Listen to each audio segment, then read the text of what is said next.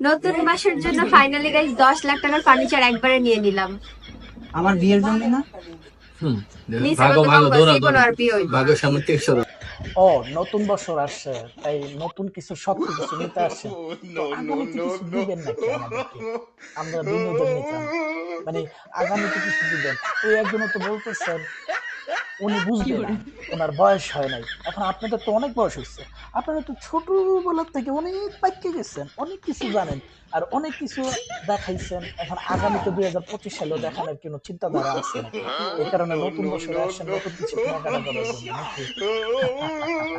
ঠিক আছে, আমরা অপেক্ষায় আছি, আমরা অপেক্ষায় আছি যে আপনারা কিছু দিবেন, আমরাও দেখুন।